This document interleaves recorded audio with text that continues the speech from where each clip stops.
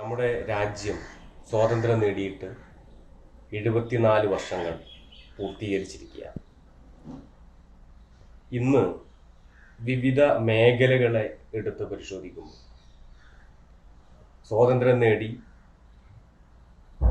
3/4 നൂറ്റാണ്ട് പിന്നിട്ടിരിക്കുന്ന ഈ സമയത്ത്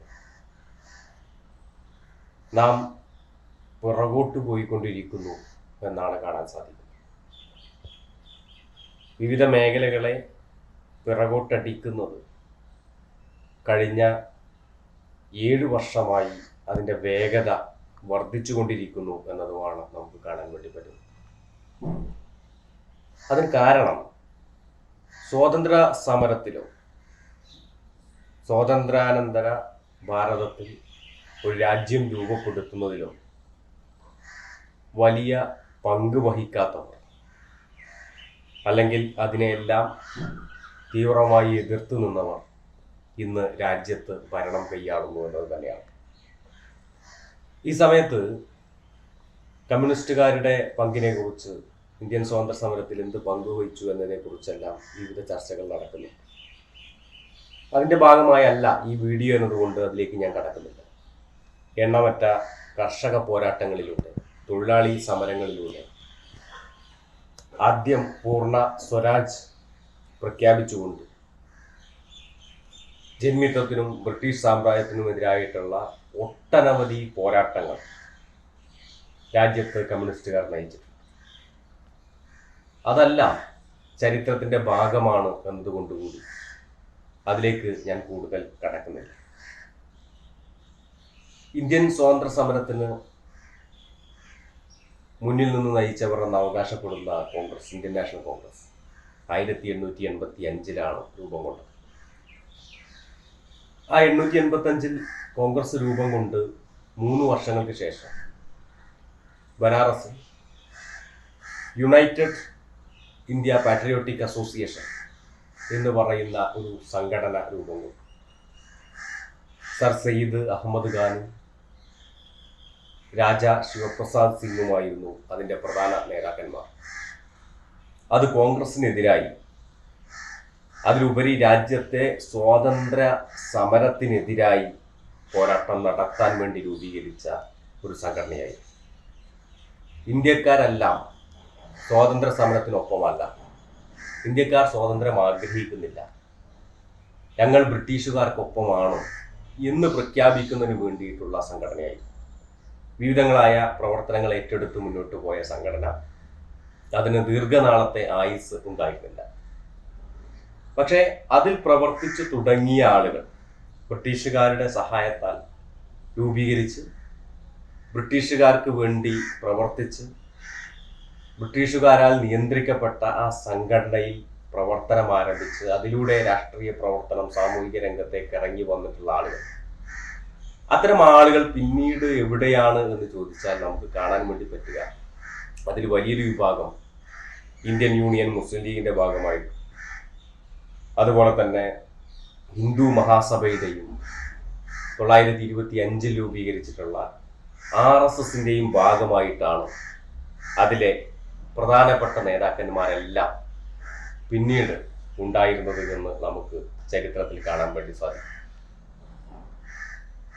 അപ്പോൾ വളരെ കൃത്യമായി ബ്രിട്ടീഷുകാരാൽ നിയന്ത്രിക്കപ്പെട്ടവർ തന്നെയാണ് അവരുടെ ഡിവൈഡ് ആൻഡ് റൂൾ എന്ന് പറയുന്ന, ഭിന്നിപ്പിച്ച് ഭരിക്കുക എന്ന് പറയുന്ന തന്ത്രത്തെ അത് കൂടുതൽ ശക്തമായി നമ്മുടെ രാജ്യത്ത് നടപ്പാക്കുന്നതിന് വേണ്ടി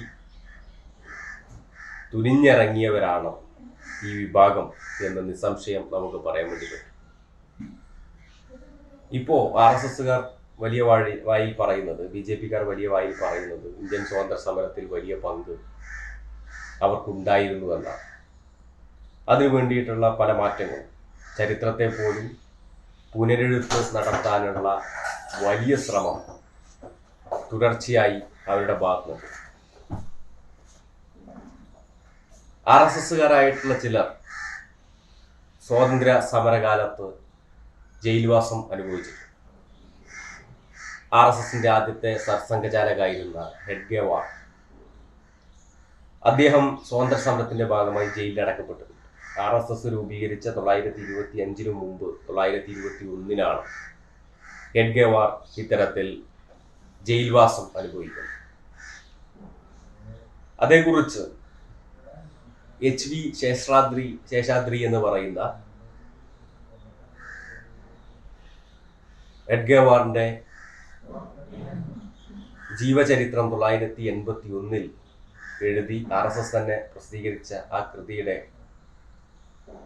അതിൽ അദ്ദേഹം പറഞ്ഞു വെക്കുന്നത് 921 ഖിലാഫത്ത് മൂവ്മെന്റുമായി ബന്ധപ്പെട്ട് ഖിലാഫത്ത് മൂവ്മെന്റിന് അനുകൂലമായ പ്രസംഗം നടത്തിയതിനാണ് ഹെഡ്ഗേവാർ അറസ്റ്റിലായി തുറങ്കിലടക്കപ്പെട്ടത് എന്നാണ്.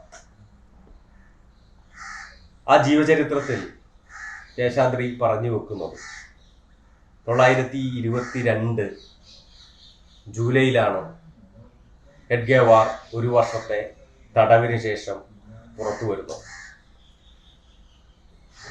ആ തടവ് സമയത്തുണ്ടായിരുന്ന ജയിൽ യൂണിഫോം മാറ്റി അദ്ദേഹത്തിൻ്റെ പഴയ വസ്ത്രങ്ങൾ അണിയാൻ ശ്രമിച്ചപ്പോൾ അദ്ദേഹത്തിന് സാധിച്ചില്ല എന്നാണ്. കാരണം അദ്ദേഹം 11 കിലോ തൂക്കം 1 വർഷത്തെ ജയിൽവാസം കൊണ്ട് നേടിയിരുന്നു എന്നതാണ്. ഏറ്റവും ക്രൂരനായിരുന്ന സർ ജാദർ എന്ന് പറയുന്ന ജയിൽ മേധാവിയുടെ ഏറ്റവും അടുത്ത ആളായി, അദ്ദേഹവുമായി ഏറ്റവും അടുത്ത സൗഹൃദമുള്ള ആളായി ഹെഡ്ഗേവാർ മാറിയത്. ഇന്ത്യൻ സ്വാതന്ത്ര്യ സമരകാലത്ത് ജയിലിൽ കിടന്ന് 1 വർഷം കൊണ്ട് 11 കിലോ തൂക്കം, ശരീരത്തിന്റെ ഭാരം 11 കിലോ വർദ്ധിപ്പിച്ച ഒരേ ഒരാൾ ഹെഡ്ഗേവാറായി. അതാണ് RSSകാർ ഇന്ത്യൻ സ്വാതന്ത്ര്യ സമരത്തിന് വേണ്ടി നടത്തിയിട്ടുള്ള പോരാട്ടം. വിവിധ കാരണങ്ങളാൽ ജയിലിലായാൽ അതിനുശേഷം RSSകാർ എല്ലാം ചെയ്തത് ബ്രിട്ടീഷുകാർക്ക് അനുകൂലമായ നിലപാടെടുത്ത് പിന്നീട് ആ സ്വാതന്ത്ര്യ സമരത്തിൽ നിന്ന് മാറി നിൽക്കുക എന്നുള്ളതാണ്.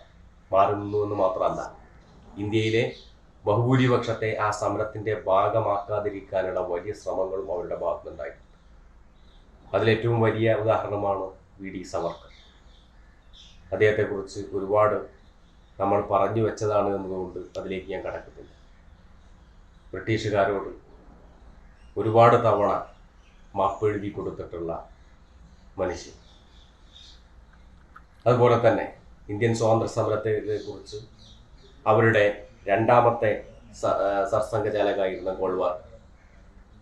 ഗോൾവാർക്കർ പറഞ്ഞത്, ഇന്ത്യയിലെ ഹിന്ദു അവരുടെ ഊർജം ഈ രാജ്യത്ത് ബ്രിട്ടീഷുകാർക്കെതിരായി പോരാടാനല്ല, മറിച്ച് ഇന്ത്യയിലെ ആഭ്യന്തര ശത്രുക്കളായ മുസ്ലിം, ക്രിസ്ത്യൻ, കമ്മ്യൂണിസ്റ്റുകാർക്കെതിരായിട്ടുള്ള പോരാട്ടത്തിന് വേണ്ടിയിട്ടാണ് അവരുടെ ഊർജം ചെലവഴിക്കേണ്ടത്. ആ ഊർജം ബ്രിട്ടീഷുകാർക്കെതിരായി ചെലവഴിച്ച് ബ്രിട്ടീഷുകാർക്കെതിരായിട്ടുള്ള പോരാട്ടത്തിന്റെ ഭാഗമാക്കി നശിപ്പിച്ച് കളയരുത് എന്നാണ് അദ്ദേഹം പറഞ്ഞു വെച്ചത്. ഇന്ത്യൻ സ്വാതന്ത്ര്യ സമരത്തെക്കുറിച്ച് RSS എഴുതിയ പുസ്തകങ്ങളിലൊന്നും ആ സ്വാതന്ത്ര്യ സമരത്തിന് വേണ്ടി പോരാടിയിട്ടുള്ള ഭഗത് സിംഗിൻ്റെയും രാജ്ഗുരുവിൻ്റെയും അതുപോലെ തന്നെ സുഖ്ദേവിൻ്റെയും ചന്ദ്രശേഖർ ആസാദിൻ്റെയും അങ്ങനെ തുടങ്ങി ഖുദിറാം ബസുവിൻ്റെയും അങ്ങനെ തുടങ്ങിയിട്ട് ആ സ്വാതന്ത്ര്യ സമരത്തിന് വേണ്ടി പോരാടി ജീവത്യാഗം വരിച്ചിട്ടുള്ള രക്തസാക്ഷികളെ കുറിച്ച് ഒരു വാക്ക് പോലും പറഞ്ഞു വെക്കുന്നില്ല എന്നത് നമുക്ക് കാണാൻ വേണ്ടി പറ്റും. അതാണ് RSS പറഞ്ഞു വെക്കുന്ന ഇന്ത്യയുടെ സ്വാതന്ത്ര്യ സമരം എന്ന് പറയുന്നത്. നേരത്തെ സൂചിപ്പിച്ചതുപോലെ RSS രൂപീകരിക്കുന്നതിനും 4 വർഷം മുമ്പ് ഹെഡ്ഗേവാർ ജയിലിൽ കിടന്നതൊഴിച്ചാൽ RSSന്റെ ഒരു നേതാവും സ്വാതന്ത്ര്യ സമരത്തിന്റെ ഭാഗമായി ബ്രിട്ടീഷുകാർക്കെതിരായിട്ടുള്ള പോരാട്ടത്തിന്റെ ഭാഗമായി ജയിലിലാക്കപ്പെട്ടിട്ടില്ല. അവർ ജയിലിലായത് മഹാത്മാഗാന്ധിയെ കൊന്നതിന്റെ ഭാഗമായിട്ടാണ്. ആ നാഥുറാം വിനായക് ഗോഡ്സെയും ഇന്ന് വലിയ രൂപത്തിൽ ആഘോഷിക്കപ്പെടുകയാണ്. ഒരു കാലത്ത് RSSകാർ തങ്ങളുടേതെന്ന് പറയാൻ മടി കാണിച്ചിരുന്ന ആ പേര് പോലും ഇപ്പോൾ അവരുടെ പ്രിയപ്പെട്ട നേതാവായി മാറുന്ന ഒരവസ്ഥയാണ്. ഗോളിയാറിൽ അയാൾക്ക് വേണ്ടി, നാഥുറാം വിനായക് ഗോഡ്സെക്ക് വേണ്ടി ക്ഷേത്രം പണിയുന്ന ഹിന്ദു മഹാസഭ. രാഷ്ട്രപിതാവിൻ്റെ രൂപം വെച്ച് ആ രൂപത്തിലേക്ക് വെടിയുതിർക്കുന്ന ഹിന്ദു മഹാസഭ, ആ ഹിന്ദു മഹാസഭ അന്നും അതുതന്നെയാണ് ഇന്ത്യൻ സ്വാതന്ത്ര്യ സമരത്തോട് ചെയ്തു വെച്ചത് എന്ന് നമുക്കറിയാം. ഇന്ത്യയുടെ പതാക ഇപ്പോൾ വലിയ ചർച്ച നടക്കുന്നത് ഇന്ത്യൻ പതാക, ദേശീയ പതാക ഉയർത്തുന്നതുമായി ബന്ധപ്പെട്ടാണ്. ആ ഇന്ത്യൻ ദേശീയ പതാകയെ ഒരു കാലത്തും അംഗീകരിക്കാത്തവരായിരുന്നു RSS. ദേശീയ പതാകയെക്കുറിച്ച് അവർ പറഞ്ഞത് 3 എന്ന് പറയുന്ന സംഖ്യ തന്നെ ഒരു ഈവിൾ നമ്പറാണ്, ഒരു മോശം നമ്പറാണ്. അതിലെ 3 നിറങ്ങൾക്കെതിരായി, ആ കൊടിക്കെതിരായിട്ടുള്ള വലിയ പ്രചരണം സംഘടിപ്പിക്കുകയും ഇന്ത്യയുടെ ദേശീയ പതാക ത്രികോണത്തിലുള്ള കാവിക്കൊടിയായിരിക്കണം എന്നും പറഞ്ഞു വെച്ചവരാണ്. RSSന്റെ കൊടിയായിരിക്കണം ഇന്ത്യയുടെ ദേശീയ പതാക എന്നും പറഞ്ഞു വെച്ചവരാണ് RSS. സ്വാതന്ത്ര്യം കിട്ടി 50 വർഷക്കാലം ഒരിക്കലും ഇന്ത്യൻ സ്വാതന്ത്ര്യ സമരത്തിൽ തങ്ങൾക്ക് പങ്കുണ്ട് എന്നോ ഇന്ത്യൻ സ്വാതന്ത്ര്യ സമരത്തെ അംഗീകരിക്കുന്ന നിലയിലേക്ക് വരികയോ RSS ചെയ്തിട്ടില്ല. എന്നാൽ വാജ്പേയി ഇന്ത്യയുടെ പ്രധാനമന്ത്രി ആയതിനു ശേഷമാണ് ഇന്ത്യൻ സ്വാതന്ത്ര്യ സമരത്തിൽ പങ്കുണ്ട് എന്ന് വരുത്താനുള്ള വലിയ ശ്രമങ്ങൾ RSSന്റെ ഭാഗമായി ഉണ്ടായത്. അതിൻ്റെ ഭാഗമായി RSSന്റെ നേതാക്കന്മാർക്ക് ഇന്ത്യയിലെ പരമോന്നത ബഹുമതികൾ പത്മശ്രീയും ഭാരതരത്നയും ഉൾപ്പെടെ നൽകുന്നതിന് വേണ്ടിയിട്ടുള്ള ഇടപെടലുകൾ ഉണ്ടായത് വാജ്പേയി ഇന്ത്യയുടെ പ്രധാനമന്ത്രിയായതിനു ശേഷമാണ്. ഇന്ന് ഇന്ത്യയുടെ പാർലമെന്റിൽ മഹാത്മാഗാന്ധിക്കൊപ്പം VD സവർക്കറുടെയും മഹാത്മാഗാന്ധിയുടെ ഇന്ത്യയുടെ രാഷ്ട്രപിതാവിൻ്റെ കൊലപാതകത്തിൽ പ്രതിയായിരുന്ന, അതിൻ്റെ ഭാഗമായി ജയിൽവാസം അനുഭവിച്ച വ്യക്തി, ആ ഫോട്ടോയും ഇന്ത്യയുടെ പാർലമെന്റിന്റെ ചുമരിൽ തൂങ്ങുകയാണ്. ഈ നിലയിലേക്ക് ഇന്ത്യയുടെ സ്വാതന്ത്ര്യ സമര ചരിത്രത്തെ മാറ്റിയെഴുതാൻ വേണ്ടിയിട്ടുള്ള വലിയ ശ്രമം RSS കഴിഞ്ഞ 2 പതിറ്റാണ്ട് കാലമായി നടത്തിക്കൊണ്ടിരിക്കുന്നുണ്ട് എന്നുള്ളതാണ്. RSS ഇന്ന് വലിയ ദേശീയതയെക്കുറിച്ച് പറയുന്നവരാണ്. ദേശീയതയാണ് അവരുടെ ഏറ്റവും പ്രധാനപ്പെട്ട മുഖമുദ്രയായി ഇപ്പോൾ അവതരിപ്പിക്കപ്പെടുന്നത്. ആ ദേശീയതയെക്കുറിച്ച് കൂടുതൽ കാര്യങ്ങൾ പറയുന്നില്ല. ഇന്ത്യയുടെ ദേശീയതയ്ക്ക് വലിയ ഒരു പ്രത്യേകത, ഇന്ത്യ എന്ന് പറയുന്ന രാജ്യം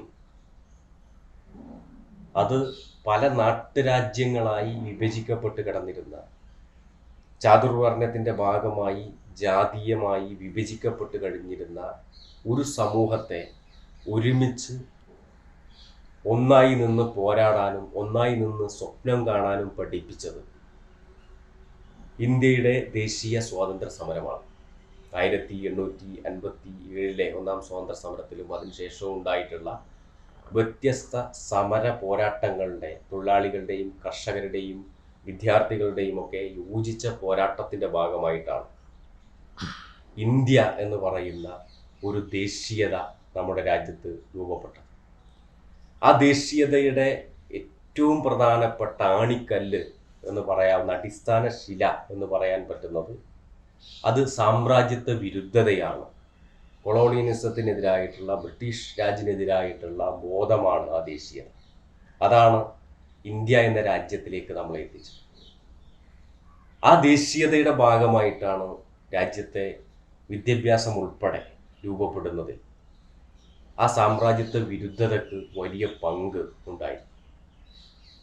എന്നാൽ ആ ദേശീയതയുടെ വക്താക്കളല്ല RSS പറയുന്ന ദേശീയത അത് സങ്കുചിതമായിട്ട് ദേശീയതാവാദമാണ്. ആ ദേശീയതാവാദത്തിലേക്കല്ല ഞാൻ കിടക്കുന്നത്. അതിൻ്റെ ഭാഗമായിട്ടാണ് ഇപ്പോൾ നമ്മുടെ വിദ്യാഭ്യാസത്തെ കേന്ദ്രത്തിലേക്ക് അവരുടെ യൂണിയൻ ലിസ്റ്റിലേക്ക് ഉൾപ്പെടുത്തിക്കൊണ്ട് ആ വിദ്യാഭ്യാസത്തെ പൂർണ്ണമായും എല്ലാ മേഖലയും എന്ന പോലെ വിദ്യാഭ്യാസത്തെയും പൂർണ്ണമായും കൈയടക്കാനുള്ള വലിയ ശ്രമം രാജ്യത്ത് നടക്കുന്നു. അത് ഇപ്പോൾ ഈ ദേശീയ വിദ്യാഭ്യാസ നയം അവതരിപ്പിച്ച് പാർലമെന്റിൽ പോലും പാസാക്കാതെ അവർ ഇപ്പോൾ നടപ്പാക്കാൻ വേണ്ടി ശ്രമിക്കുന്ന ഈ ദേശീയ വിദ്യാഭ്യാസ നയവും ചരിത്രത്തെ മാറ്റി എഴുതാനുള്ള RSSന്റെ അനുകൂലമാക്കി ചരിത്രത്തെ മാറ്റാനുള്ള ശ്രമങ്ങളുടെ ഭാഗമാണ്. അതുകൊണ്ട് ഈ സ്വാതന്ത്ര്യ നാളിൽ നാം ചെയ്യേണ്ടത് ആ സംഘപരിവാരം പ്രചരിപ്പിക്കുന്ന ആശയത്തിനെതിരായി ചരിത്രം പഠിക്കുകയും ചരിത്രം പഠിപ്പിക്കുകയും ചെയ്യുക എന്നുള്ള ഉത്തരവാദിത്തമാണ് നമുക്ക് നിർവഹിക്കാനുള്ളത്. കേവലമായ രാഷ്ട്രീയ സ്വാതന്ത്ര്യം ലഭിച്ചിട്ട് കഴിഞ്ഞ് 74 വർഷം പൂർത്തീകരിക്കുമ്പോൾ പലതിലും നമുക്ക് സ്വാതന്ത്ര്യം നഷ്ടപ്പെട്ടുകൊണ്ടിരിക്കുന്ന ഒരു കാലം കൂടിയാണ് എന്ന തിരിച്ചറിവോട് കൂടിയുള്ള പോരാട്ടങ്ങൾക്ക് ഈ സ്വാതന്ത്ര്യ നാൾ നമുക്ക് ഊർജം പകരട്ടെ. ആ പോരാട്ടം കൂടുതൽ ശക്തമായി മുന്നോട്ട് കൊണ്ടുപോകാൻ നമുക്ക് സാധിക്കേണ്ടതുണ്ട് എന്ന് മാത്രം പറഞ്ഞുകൊണ്ട് നിർത്തുന്നു. അഭിവാദനങ്ങൾ.